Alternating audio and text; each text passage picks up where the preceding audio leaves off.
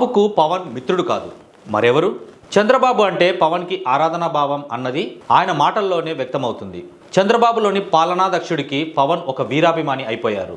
బాబు vision, ఆయన ఆలోచనలు, భవిష్యత్తు మీద ఆయన ఎప్పటికప్పుడు వేసుకున్న అంచనాలు, ఆయన సవాళ్ళ నుంచి ధీటుగా ఎదిగి అనుకున్న లక్ష్యాలను చేరుకున్న తీరు పవన్కి చాలా నచ్చాయని విశ్లేషిస్తారు.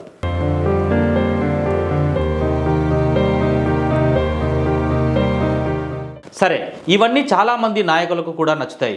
కానీ ఎవరూ పవన్ మాదిరిగా బయటకు చెప్పరు, లౌక్యంగా ఉంటారు. ఎందుకంటే తమ పార్టీ తమకు ఉంటుంది కనుక.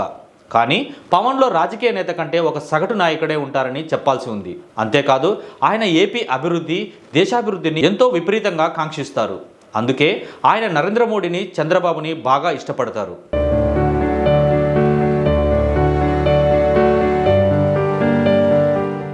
లేకపోతే ఒక మిత్రపక్ష నాయకుడు ఒక పార్టీ పండుగ వేళ వరుసపెట్టి ట్వీట్లు వేసి మరీ మెచ్చుకోవడం అంటే వర్తమాన రాజకీయాల్లో మామూలు విషయం అయితే కాదు. బాబు ఈజ్ గ్రేట్ అని బాహటంగా ఎన్నోసార్లు పవన్ చెప్పారు. ఆ విషయం చెప్పడానికి ఆయనకు ఎలాంటి భేషజాలు అడ్డుపడవు. ఆయన ఉన్నది ఉన్నట్లుగా చెప్పేస్తారు. మహానాడు ప్రారంభ వేళ ఆ పార్టీ పెద్దలను గ్రీట్ చేస్తూ పవన్ వేసిన ట్వీట్ ఎంతటి స్థాయిలో వైరల్ అయిందో అందరూ చూశారు. ఇక రెండవ రోజున బాబు మరోసారి జాతీయ అధ్యక్షుడిగా ఎన్నికైన సందర్భంగా పవన్ మరో ట్వీట్ వేసి మరీ బాబును కొనియాడారు.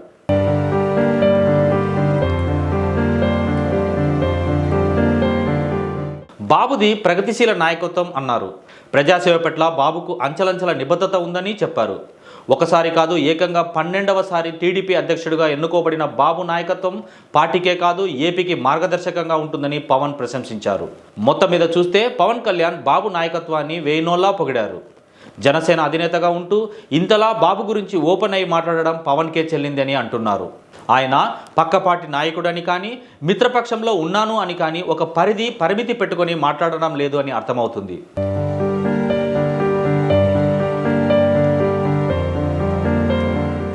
బాబు గురించి చెప్పడం ద్వారా, ఆయన నాయకత్వాన్ని మరింతగా బలోపేతం చేయడం ద్వారా పవన్ ఏపీ సర్వతోముఖాభివృద్ధిని మనసారా కోరుకుంటున్నారని అంటున్నారు. మొత్తానికి చూస్తే బాబు జీవితంలో ఎందరితో టీడీపీకి పొత్తులు కుదిర్చారు, ఎందరో ఆ పార్టీకి మిత్రులుగా ఉన్నారు. కానీ పవన్ మాదిరి మిత్రుడిని బాబు ఇప్పటిదాకా చూసి ఉండరు.